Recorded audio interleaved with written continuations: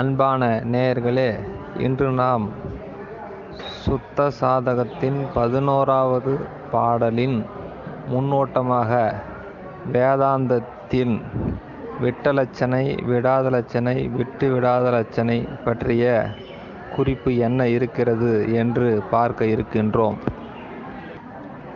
இந்த விட்டலட்சணை, விடாதலட்சணை மற்றும் விட்டுவிடாதலட்சணை என்கின்ற பகுதி வேதத்தில் அல்லது வேதாந்தத்தில் ஏன் வந்தது என்ற ஒரு கேள்வி எழுப்பினோமானால், அதாவது அவர்களுடைய கூற்றுப்படி பிரம்மம் என்பது வாக்குக்கும் மனதுக்கும் எட்டாததாக இருக்கின்றது.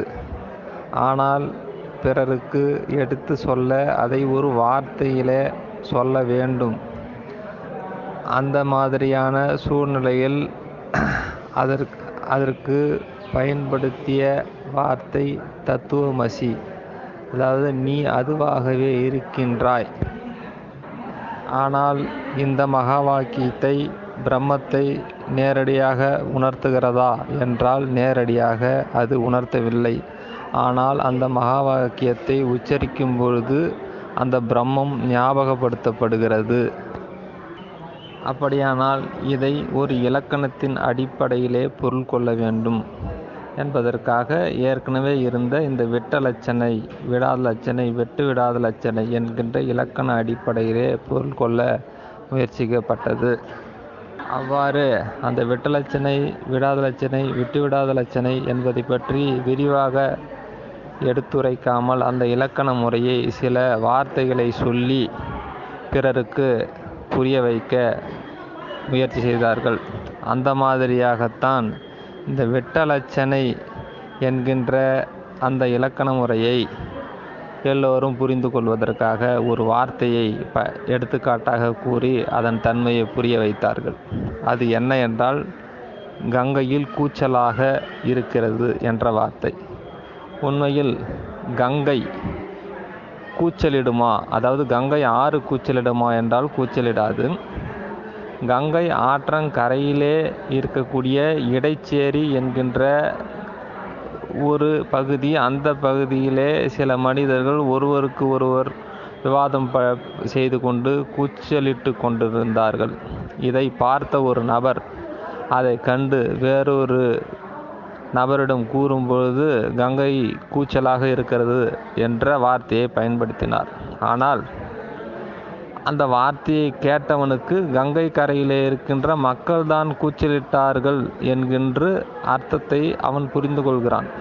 ஆக அந்த கங்கை கூச்சலாக இருக்கிறது என்ற வார்த்தையிலே மனிதன் இருக்கின்றான் என்ற அந்த வார்த்தை இல்லை. இருந்தாலும் கங்கை கூச்சல் இருக்கிறது என்றால் அவன் அங்கே இருக்கிற மனிதர்களால் கூச்சல் இட்டு கொண்டிருக்கிறார்கள் என்கின்ற அர்த்தம் மாத்திரம் கேட்பவரால் புரிந்து கொள்ள முடிகிறது. இந்த லட்சணையின் பெயர் விட்டலட்சணை. அதாவது அந்த மனிதன் என்ற வார்த்தையை அந்த வாசகத்தில் விட்டு இருந்தாலும் அது அந்த மனிதன் கூச்சலைத்தான் அர்த்தத்தை கேட்பவனுக்கு புரிய வைக்கிறது. ஆக ஒரு வாசகம், அந்த வாசகத்திலே சில வார்த்தைகள் இருக்காது, ஆனால் அதனுடைய கேட்பவனுக்கு மட்டும் அந்த அர்த்தம் புரியும். இந்த முறையான இலக்கணங்கள் இருக்கின்றன. இந்த மாதிரி மகா வாக்கியத்தை உச்சரிக்கும்போது அதிலே அந்த பிரம்மம் என்ற வார்த்தை இருக்காது, ஆனால் கேட்பவனுக்கு பிரம்மம் என்கின்ற வார்த்தை புரியும். இந்த மாதிரியான முறையை பயன்படுத்தி மகா வாக்கியத்துக்கு பிரம்மம் என்ற வார்த்தையை பயன்படுத்தாமலே பிரம்மத்தை ஞாபகப்படுத்த வைக்க அவர்கள் முயற்சித்தார்கள். ஏனென்றால் பிரம்மம் என்பது வார்த்தையில் அடக்க முடியாதது என்றாலும் சொல்லாமலேயே, அந்த பிரம்மம் என்ற வார்த்தையை சொல்லாமலேயே பிரம்மத்தை பற்றி ஞாபகப்படுத்த முடியும் என்று அவர்கள் இந்த இலக்கண முறையை பயன்படுத்தினார்கள். அடுத்து விடாதலட்சணை பற்றி பார்ப்போம். இந்த விடாதலட்சணை என்பது நாம் ஞாபகப்படுத்த நினைக்கும் வார்த்தை அல்லது ஞாபகப்படுத்த நினைக்கும்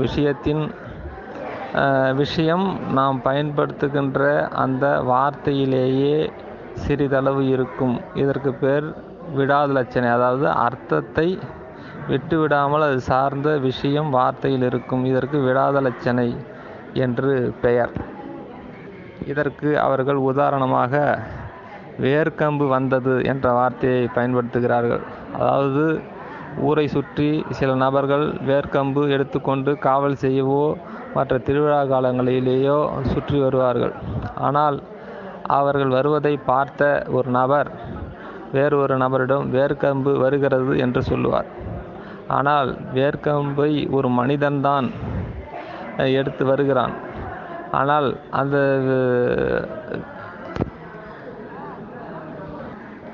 அந்த மனிதனை அவரை விட்டு விடுவார்கள். இருந்தாலும் அந்த மனிதன் எடுத்துக்கொண்டு வருகின்ற அந்த வேர்க்கொம்பை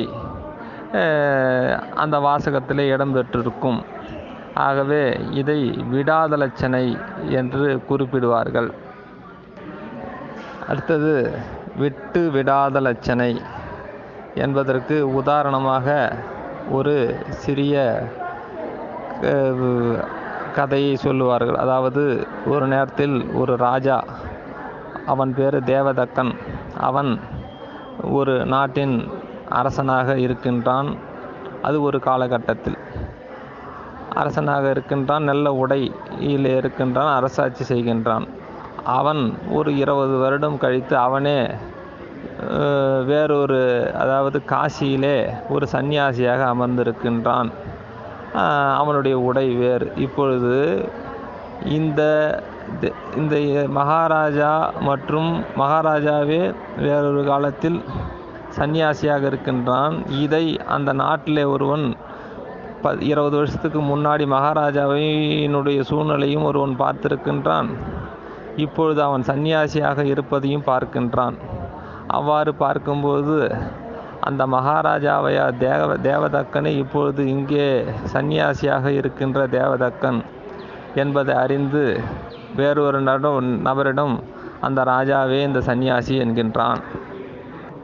இதை கேட்டவனுக்கு புரிந்து விடுகிறது அவனே இவன் என்பது. இதிலே விட்டது அவனுடைய உடை, இருந்த இடம், எல்லாவற்றின் குறிப்பையும் விட்டுவிட்டு அந்த ஆன்மா தான் இந்த ஆன்மா என்பதை, அந்த ஆன்மாவை பிடித்து ஆன்மாவை விடாமலும் உருவத்தை விட்டுவிட்டும் இருக்கின்ற வாக்கியமாக இது இருக்கிறதுனால் இது